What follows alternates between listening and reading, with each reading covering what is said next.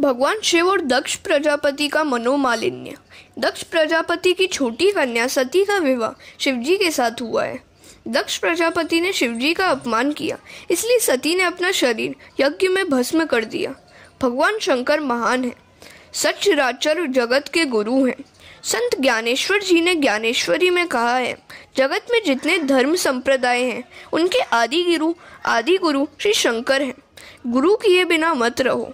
सभी मंत्रों के आचार्य शिवजी हैं, इसलिए उनको गुरु मानकर मंत्र दीक्षा लेनी चाहिए। विदुर जी पूछते हैं, देवों में सबसे श्रेष्ठ शिवजी के साथ दक्ष प्रजापति ने वैर क्यों रखा? इस बात को सुनकर बहुत आश्चर्य होता है। यह कथा मुझे विस्तार से सुनाइए। मैत्रेय जी कहते हैं, प्राचीन काल में प्रयागराज में बड़ा ब्रह्म सत्र हुआ था। त्रिग्रही का योग जब होता है तब कुंभ होता है। गरुण जब अमृत लेकर जा रहा था तब चंद्र, सूर्य और गुरु इन तीनों ने अमृत कुंभ की रक्षा की थी। ज्ञान और भक्ति जब मिलते हैं तब मानव समाज में सुख और शांति होती है। प्रयागराज में बड़ा ब्रह्म सत्र हुआ। सभा में शिवजी अध्यक्ष के स्थान पर थे। उस समय दक्ष प्रजापति वहां आए। जहाँ भी मनुष्य बैठा हो वहीं भक्ति करे, वहाँ उत्तम भक्त है। शिवजी महाराज भगवान नारायण का ध्यान कर रहे थे।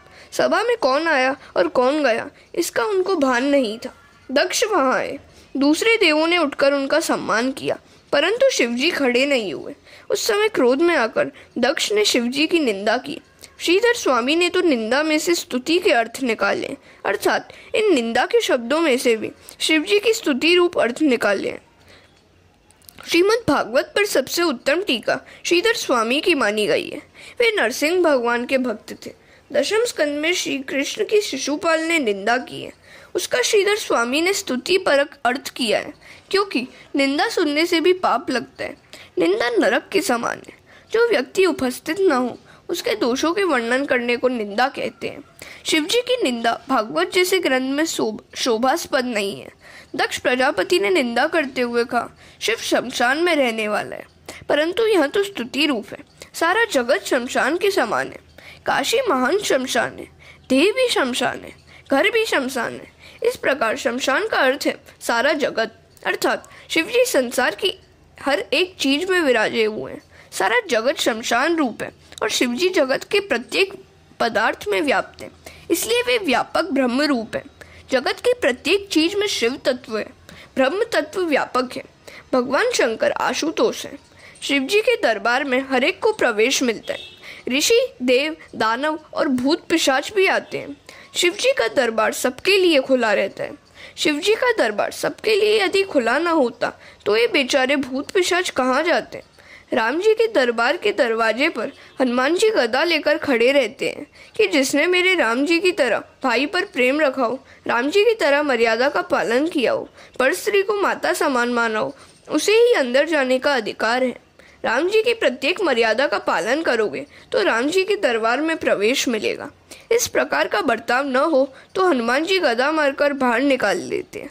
राम जी राजाधिराज है, उनके दर्शन रात्रि के 12 बजे के बाद नहीं होते। शिवजी के दर्शन जिस समय चाहो उस समय हो सकते हैं। शिवजी कहते हैं कि तुझे जब भी समय मिले तब आ, मैं ध्यान धरकर बैठा हूँ। श्री कृष्ण के दरबार की बात दशम स्कंद में आती है। कन्हैया कहता है, मेरे दरबार में आना हो तो साड़ी पहननी पड़ेगी, नाक में बाली पहननी पड़ेगी। वह कहता है कि मेरे दरबार में आना हो तो गोपी बनो, गोपी बनकर आओगे तो मेरे दरबार में प्रवेश मिलेगा। जिसकी अपेक्षा कम होती है वह उदार बन सकता है। हरे कृष्ण। एक बार कुबेर भंडारी शिवजी से पूछते हैं, आपकी क्या सेवा करूं? शिवजी कहते हैं, जो दूसरों के पास से सेवा मांगता है और लेता है वह वैष्णव नहीं है। जो दूसरों की सेवा करता है वही वैष्णव है। मेरी तरह नारायण नारायण करो। माता जी ने पार्वती जी ने कुबेर से कहा, मेरे लिए सुवर्ण महल बना दो। कुबेर ने सुवर्ण महल बना दिया। वास्तु पूजा किए बिना तो महल में प्रवेश नहीं किया जा सकता। वास्तु पूजा के लिए रावण को बुलाया। रावण ने वास्तु पूजा कराई। शिवजी ने रावण से कहा, जो मांगना हो वह मांग लो। रावण कहता है, ये अपना महल ही मुझे दे दो। पार्वती जी कहती है, मैं जानती थी कि ये लोग कुछ भी नहीं रहने देंगे। मांगने वाले को देना मरण के समान, नहीं देना मरण के समान है। शिवजी ने सुवर्ण महल रावण को दे दिया। रावण जैसा कोई मूर्ख नहीं हुआ है।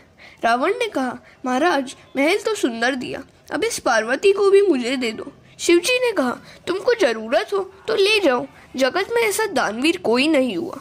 रावण माता जी को कंधे पर बिठाकर ले जा रहा है। पार्वती ने श्री कृष्ण का स्मरण किया। श्री कृष्ण ग्वाल बनकर मार्ग में आए। उन्होंने रावण से पूछा, तुम किसे ले जा रहे हो? रावण बोला, शंकर भगवान ने मुझे पार्वती दे दी है। श्री कृष्ण ने कहा, तो कितना भोला है, शिवजी क्या तुझे पार्वती दे देंगे? असली पार्वती को तो ये पाताल में छिपाकर रखते हैं। यह तो तुमको पार्वती की दासी दे दी है, दासी देकर तुमको बहला दिया है। असली पार्वती के देह में से कमल की सुगंध आती है, इसके शरीर में से क्या ऐसी सुगंध आती है? रावण दुविधा में पड़ गया। पार्वती जी की रावण के साथ जाने की इच्छा नहीं थी। उन्होंने शरीर में से दुर्गंध निकाली। रावण ने उसी जगह पार्वती को छोड़ दिया। रावण चला गया। बाद में प्रभु ने उसी जगह माता जी की स्थापना की। वहीं द्वैपायनी देवी है। दक्ष बोला, शिव स्वैरचारी तथा गुणहीन है। प्रकृति के कोई भी गुण शिवजी में नहीं है, अतः वे निर्गुण ब्रह्म वृद्धि निषेधातीत परमात्मा है। शास्त्र की प्रवृत्ति, विधि निषेध की प्रवृत्ति अज्ञानी जीव के लिए है, शिवजी के लिए नहीं। दक्ष प्रजापति ने कहा, आज से किसी भी यज्ञ में दूसरे देवों के साथ शिव को आहुति नहीं दी जाएगी। श्रीधर स्वामी ने अर्थ किया है, सब देवताओं के साथ नहीं। शिवजी सभी देवों से श्रेष्ठ है, अतः महादेव है। इतर देवों से पहले शिवजी को आहुति दी जाएगी और यज्ञ के बाद जो बचेगा वह भी समाप्ति में शिवजी को दिया जाएगा। शिव पुराण में कथा है, शंकर और पार्वती की शादी हो रही थी। विवाह के समय 3 पीढ़ी का वर्णन करना पड़ता है। शिवजी से कहा गया कि अपने माता का नाम बताइए, अपने पिता का नाम बताइए। शिवजी सोच में पड़ गए, मेरे पिता कौन? महारुद्र शिव का जन्म नहीं है। नारद जी ने कहा, बोलो मेरे पिता ब्रह्मा है। शिवजी ने कहा, मेरे पिता ब्रह्मा है। फिर पूछा गया, तुम्हारे दादा कौन है? शंकर बोले, विष्णु दादा है। फिर पूछा गया, आपके परदादा कौन है? यह सुनकर शिवजी बोले, मैं ही सबका परदादा हूँ। जगत पितरो वंदे पार्वती परमेश्वरो। शिवजी महादेव हैं। सूची वर्णन करते, राजन, शिवजी के मस्तक में ज्ञान रूपी गंगा थी। निंदा सुनकर भी सहन कर ली। शंकर के मस्तक में ज्ञान गंगा है, श्री कृष्ण के चरणों में ज्ञान गंगा है, अतः वे शिशुपाल की निंदा सहन करते हैं। प्रतिकार करने की शक्ति होने पर भी जो सहन करता है वही महापुरुष है। वह धन्य है जिसके सिर पर ज्ञान गंगा हो, वही निंदा सहन कर सकता है। निंदा सहना बहुत कठिन है। निंदा करोगे तो प्रकृति कर सकोगे। जो कलह बढ़ाता है वह वैष्णव नहीं है, अतः शिवजी सभा में एक भी शब्द नहीं बोले। सभा में नंदीकेश्वर विराजे थे, उनसे यह सब नहीं सहा गया। उन्होंने दक्ष को 3 शाप दिए, जिस मुख से तूने निंदा की है वह तेरा सिर टूट जाएगा, तेरे सिर के बदले बकरे का सिर लगाया जाएगा और तुझको ब्रह्म विद्या कभी प्राप्त न होगी। शिवजी की निंदा करने वाले को कभी मुक्ति नहीं मिलती। शिव तत्व को छोड़ने वाली बुद्धि को संसार में भटकना पड़ता है, उसे दुख होता है और कभी शांति नहीं मिलती। शिव निंदा करने वाला काम का विनाश नहीं कर सकता। शिवजी कहते हैं, तुम क्यों शाप दे रहे हो? शिवजी ने सोचा, मैं नहीं बोलूंगा तो नंदीकेश्वर दूसरे देवों को भी शाप देंगे। तुरंत ही वे कैलाश आ गए। शिवजी ने मन में कुछ नहीं रखा, सती से भी कुछ न कहा। भूतकाल का जो विचार करता है उसे भूत ने घेर रखा है, ऐसा ही समझना चाहिए। इसके बाद दक्ष ने कनकल क्षेत्र में यज्ञ का आरंभ किया। उसने ऐसा दुराग्रह किया कि यज्ञ में मैं विष्णु की तो पूजा करूंगा किंतु शिवजी की पूजा नहीं करूंगा। देवों ने उससे कहा कि तेरा यह यज्ञ सफल नहीं होगा, फिर भी दुराग्रह से उसने यज्ञ किया ही। जिस यज्ञ में शिव पूजा ना हो वहाँ विष्णु भी नहीं पधारते। ब्रह्म दधीची भी यज्ञ में नहीं गए। कुछ देवता कला देखने में आनंद आएगा ऐसा सोचकर उधर जाने को निकले। विमान में बैठकर देवता जा रहे थे। सती ने इन विमानों को देखा। सती ने सोचा कि ये देव कन्या कितनी भाग्यशाली हैं, ये लोग कहाँ जा रहे होंगे। एक देव कन्या ने कहा, आपके पिता के यहाँ यज्ञ है, वहाँ हम जा रहे हैं। क्या आपको मालूम नहीं है? क्या आपको आमंत्रण नहीं दिया गया? दक्ष ने द्वेष बुद्धि से शिवजी को आमंत्रण नहीं दिया था। सती को मालूम नहीं था कि पति और पिता के बीच अनबन हो गई है। उनका मन पिता के यहाँ जाने के लिए अधीर हो उठा। शिवजी समाधि से जागे। शिवजी ने कहा, देवी आज बहुत आनंद में हो। हरे कृष्ण। सती का पिता के यज्ञोत्सव में जाने का आग्रह।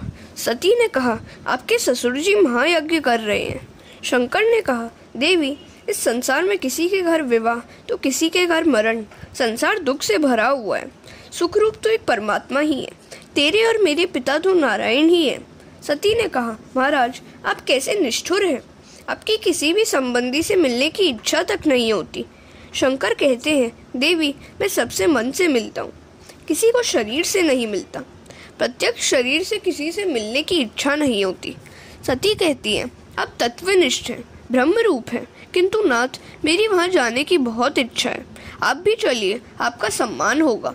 शिवजी कहते हैं, मुझे सम्मान की इच्छा नहीं है। सती कहती है, नाथ, आप सर्वज्ञ हैं, मगर व्यवहार का ज्ञान नहीं है। हम किसी के घर नहीं जाएंगे तो हमारे घर कोई नहीं आएगा। शिवजी कहते हैं, बहुत अच्छा, कोई नहीं आएगा तो बैठे बैठे राम राम करेंगे। सती ने कहा, बुरा न मानो तो कहूँ, कन्या को मायके में जाने से कितना सुख मिलता है, इसका आपको ज्ञान नहीं है।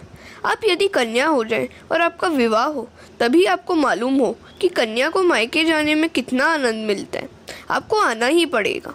शिवजी ने कहा, देवी, जगत में भटकने से शांति नहीं मिलती। एक जगह बैठकर प्रभु को खुश करो। मन में जब तक जड़ पदार्थ या दूसरा जीव रहता है, तब तक परमात्मा वहाँ नहीं आते। बहुत भटकने वालों का मन और बुद्धि बहुत भटकती है। सती अर्थात बुद्धि शंकर भगवान को छोड़कर जाती है तो बहुत भटकती है।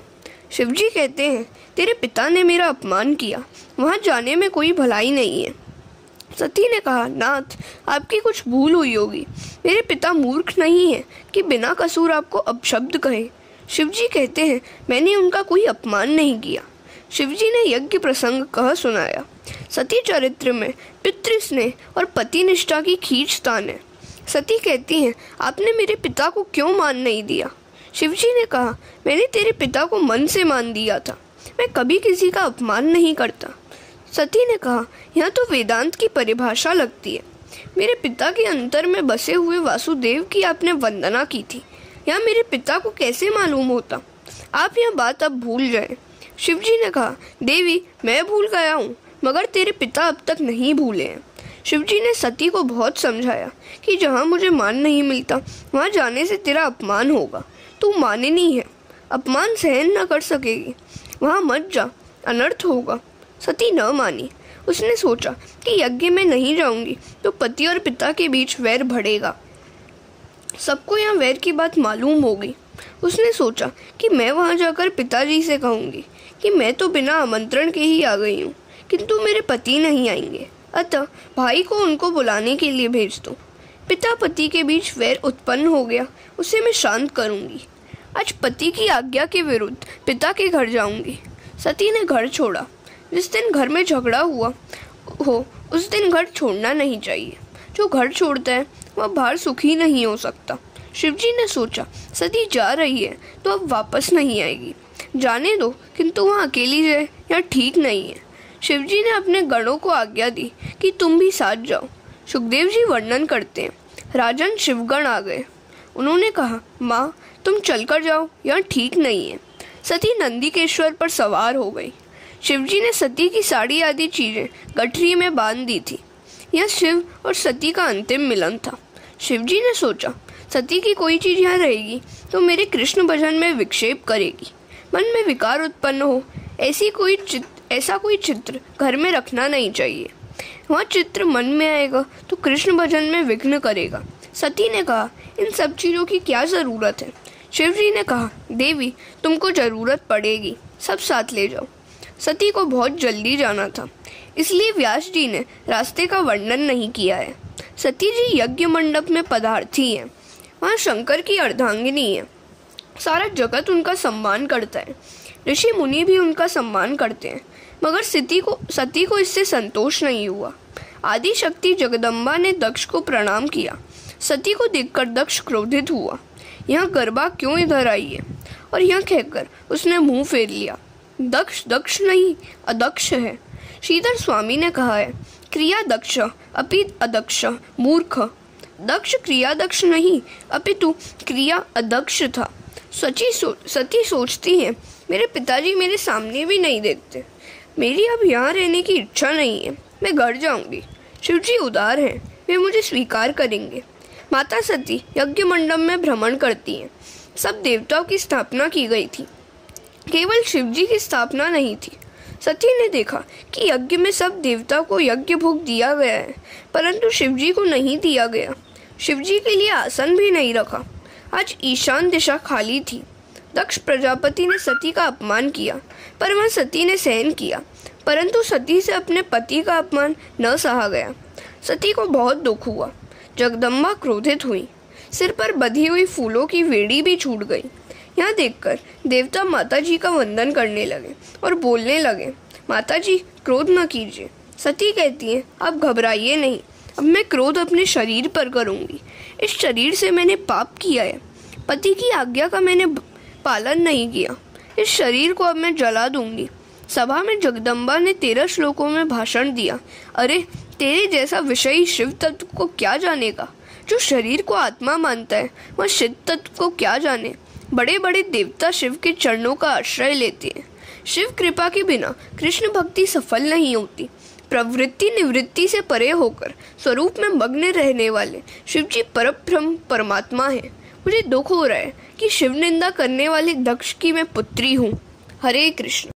सती का अग्नि प्रवेश और दक्ष यज्ञ विध्वंस। सती उत्तर दिशा के प्रति मुख रखकर बैठी हैं। देह को छोड़ने के लिए योग मार्ग में स्थित होकर बैठी हैं। शिवजी का ध्यान करते करते उन्होंने शरीर में अग्नि तत्व की भावना की है। अंदर से क्रोधाग्नि बाहर आई, शरीर जलने लगा। आदि शक्ति जगदम्बा का अपमान हुआ। अब दक्ष का कल्याण नहीं हो सकता। नारद जी कैलाश में शिवजी के पास पधारे हैं। भगवान शंकर सनकादि ऋषियों को ब्रह्म विद्या का उपदेश कर रहे हैं। नारद जी कथा में बैठे, वे सोच रहे हैं कि शिवजी कैसे भोले हैं। सती ने शरीर को जला दिया, फिर भी उनको दुख नहीं हुआ। नारद जी रो रहे हैं। वे शिवजी से कह रहे हैं, आप विधुर हो गए हैं, आपका अपमान हुआ, वह सती से नहीं सहा गया। सती ने अपनी देह जला डाली है। आदि शक्ति का नाश नहीं होता। सती अदृश्य रूप में शिव में मिल गई है। नारद जी कहते हैं, आप इन लोगों को दंड दीजिए। शिवजी ने कहा, मुझे किसी को भी सजा नहीं देनी। जो गंगा जी को सिर पर रखता है उसे क्रोध कैसे आएगा? शिवजी परमात्मा है, उन्हें क्रोध नहीं आ सकता। काम कष्ट नहीं दे सकता। बहुत सरल मनुष्य को जगत में लोग दुर्बल मानते हैं। नारद जी ने जब कहा कि आपके गणों को मारा गया है, तब वे कुछ क्रोधित हुए। उन्होंने जटा से वीरभद्र को प्रकट किया। शिवजी ने उससे कहा, दक्ष प्रजापति के यज्ञ का यजमान सहित तुम नाश कर दो। वीरभद्र वहां आए। उसने बड़ा संहार किया। यज्ञ भूमि शमशान भूमि बन गई। यज्ञ का विध्वंस हुआ। दक्ष को पकड़कर उसका मस्तक अलग कर दिया गया। देवता घबरा गए। वे ब्रह्मा जी की शरण में गए। ब्रह्मा जी ने सबको उपालंब दिया कि जिस यज्ञ में शिवजी की पूजा नहीं होती है वहां तुम क्यों गए? जाओ, जाकर शिवजी से क्षमा याचना करो। देवता कहते हैं, हमारी अकेले जाने की हिम्मत नहीं है, आप हमारे साथ चलिए। भगवान शंकर की कृपा के बिना सिद्धि नहीं मिलती। कैलाश की तलहटी में सिद्ध महात्माओं के आश्रम है। सब देवता कैलाश में आते हैं। महादेव जी ब्रह्मा जी को साष्टांग प्रणाम करते हैं। देवता सब शिव को नमन करते हैं। ब्रह्मा जी हंसते हुए कहते हैं, यज्ञ को उत्पन्न करने वाले आप हैं और विध्वंस करने वाले भी आप ही हैं। अतः अब यज्ञ परिपूर्ण हो ऐसा कीजिए। आप भी वहां पधारिए। शिव जी भोले हैं, आने के लिए तैयार हो गए। यज्ञ मंडप में रुधिर की नदियां बहती हुई देखी तो वीरभद्र को उल्हाना दिया। मैंने तो तुझे शांति से काम लेने के लिए कहा था। वीरभद्र क्षमा याचना करता है। दक्ष के धड़ पर बकरे का सिर लगाया गया। बकरा अति कामी होता है। शिवजी की निंदा करने वाला दूसरे जन्म में बकरा बनता है। अज का दूसरा अर्थ है परब्रह्म। दक्ष के धड़ पर आज अज का मस्तक रखा गया, अर्थात दक्ष को परब्रह्म दृष्टि प्राप्त हुई। अज मस्तक का अर्थ है ब्रह्म दृष्टि।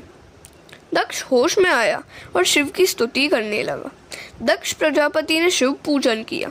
उसने कहा, मैं अपनी पुत्री सती का दर्शन करना चाहता हूँ। शिवजी ने सती से पूछा, तू बाहर आना चाहती है? जगदम्बा ने इनकार कर दिया। शिव पूजन किया गया तो कृष्ण भगवान प्रकट हुए। कृष्ण का मत है कि शिव में और मुझ में जो भेद रखता है वह नरकगामी होता है। इस सिद्धांत का भागवत में अनेक बार वर्णन किया गया है। हरि और हर में दक्ष ने जो भेद किया था वह अब दूर हो गया है। एकनाथ महाराज ने भावार्थ रामायण में हरि हर का अभेद दिखाया है। सत्व गुण का रंग श्वेत है, तमोगुण का रंग काला है। विष्णु भगवान सत्व गुण के स्वामी हैं, अतः उनका रंग श्वेत होना चाहिए, फिर भी वे श्याम है। ऐसा क्यों हुआ? विष्णु काले और शिवजी गोरे। एकनाथ जी महाराज लिखते हैं कि शिवजी सारा दिन नारायण का ध्यान करते हैं और नारायण सतत शिवजी का ध्यान करते हैं, इसलिए शिवजी को श्वेत रंग मिला और नारायण को शिवजी का काला रंग मिला। इस प्रकार ध्यान में ऐसा गुण है कि जो जिसका ध्यान करता है उसे उसका वर्ण मिल जाता है, अतः दोनों में अभेद है। हरि हर एक है। शिव कृपा के बिना सिद्धि नहीं मिलती, ब्रह्म विद्या भी शिव कृपा के बिना नहीं मिलती। शिव तत्व एक ही है, यह जीव मात्र को बताने का भगवान का उद्देश्य है। जीव मात्र को शिवजी से मिलने की इच्छा होती है। निवृत्ति धर्म के आचार्य हैं शिवजी और प्रवृत्ति धर्म के आचार्य हैं श्री कृष्ण। सब प्रकार की प्रवृत्ति में होने पर भी प्रवृत्ति का जरा भी रंग न लगे, इसका आदर्श श्री कृष्ण ने जगत को दिखाया है। दक्ष के यज्ञ प्रसंग में देखा कि अनन्य भक्ति का अर्थ यह नहीं है कि एक ही देव की भक्ति करो और दूसरे की नहीं, अनेक में एक ही देव का दर्शन करो। भक्ति का यही अर्थ है।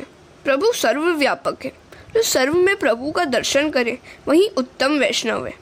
अपने एक इष्ट देव में परिपूर्ण भाव रखना और दूसरे देवों को अपने इष्ट देव का अंश मानकर वंदना करना। पत्नी अनन्य भाव पति में रखती है और दूसरे संबंधियों में सामान्य प्रेम रखती है। कई वैष्णव कहते हैं कि हम शिवजी का पूजन करेंगे तो हमको अन्याश्रय का दोष लगेगा। यह भूल है। हरे कृष्ण।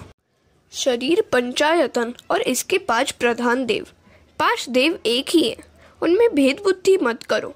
शिव और पार्वती के विवाह के समय भी श्री गणेश का पूजन किया गया था।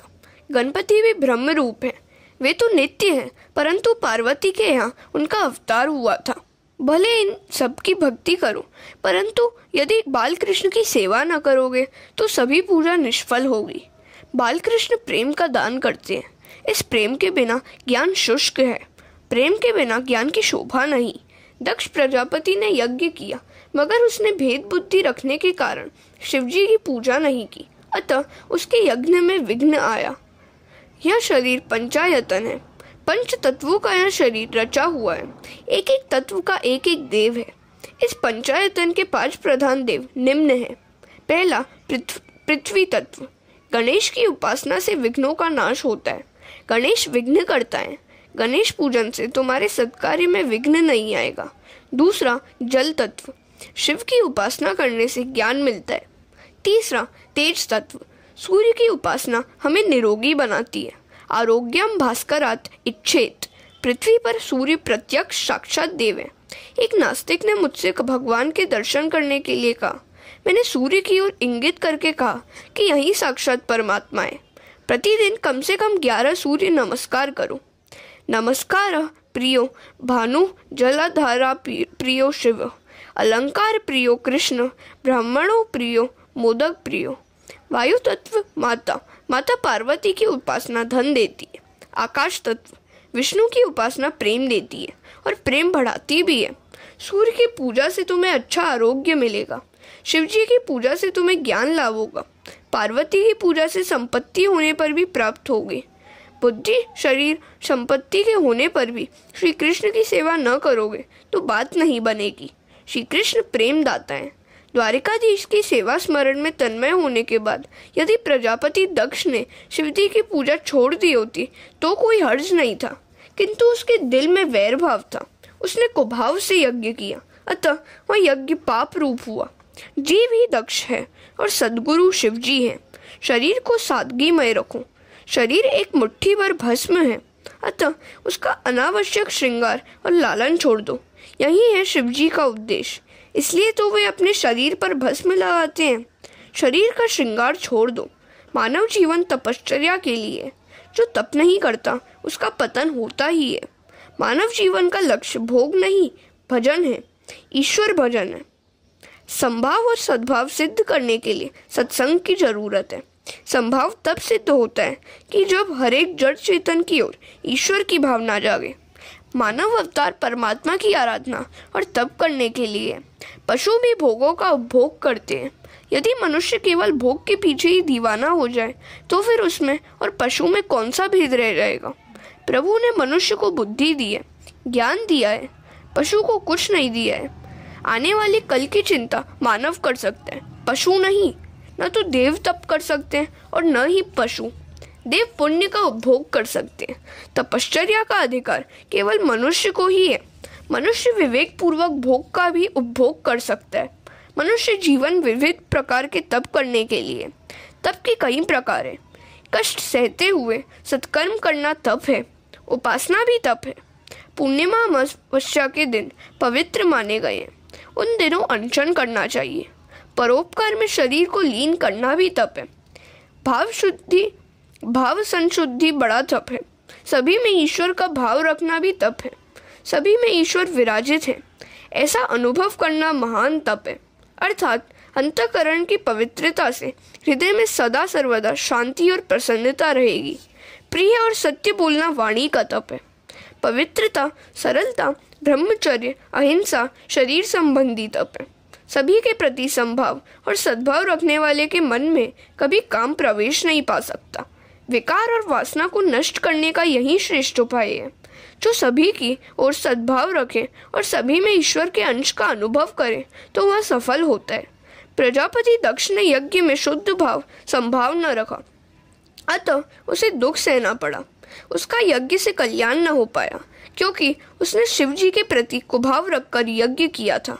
दक्ष ने यज्ञ करते हुए भी हृदय में दुर्भावना रखी कि शिवजी की वह पूजा नहीं करेगा। इसी कारण से यज्ञ कार्य में बाधा उपस्थित हुई। अतः किसी की भी ओर कुभाव न रखो, तभी धर्म सफल होता है। सद्भाव रहित होने के कारण दक्ष का धर्म कार्य हो गया। प्रजापति दक्ष के यज्ञ की कथा का उद्देश्य हरिहर का अभेद बतलाने का है। शिव चरित्र की यह कथा वक्ता और श्रोता के पापों को भस्मीभूत करने वाली है। अधर्म के वंशजों से सावधान रहो। चौथे स्कंद के 8वें अध्याय के प्रथम 5 श्लोकों में अधर्म के वंशजों का उल्लेख है। यह श्लोक महत्व के हैं। पुण्य न कर सको तो कोई बात नहीं, किंतु पाप तो कभी मत करो। अधर्म की पत्नी का नाम है मृषा देवी। मिथ्या वचन करने का बुरा स्वभाव, उसी में से दंभ का जन्म हुआ। लोग वैष्णव तो कहलाना चाहते हैं किंतु सच्चा वैष्णव होने की कोई इच्छा नहीं रखता। दंभ का पुत्र लोभ और लोभ का पुत्र है क्रोध। क्रोध की पुत्री दुरुक्ति अर्थात कर्कश वाणी। महाभारत के युद्ध के और रामायण के करुण प्रसंगों के मूल इस कर्कश वाणी में ही है। पैर फिसलने से जब दुर्योधन गिर पड़ा तो भीम ने कहा, अंधस्य पुत्र अंध। दुर्योधन ने इन शब्दों से लज्जा और अपमान का अनुभव किया और परिणामतः महाभारत का दारुण युद्ध छिड़ गया। सीता जी ने वन में लक्ष्मण की कर्कश वाणी से भर्त्सना की तो उनको इच्छा न होते हुए भी मारीच राक्षस के छल भरे शब्दों का पीछा करना पड़ा। लक्ष्मण की अनुपस्थिति में रावण सीता को उठा ले गया और रामायण का आरंभ हुआ। अतः कर्कश वाणी का प्रयोग कभी मत करो। मात्र इस दुर्गुण से बच पाओगे तो भी बहुत कुछ हो सकेगा।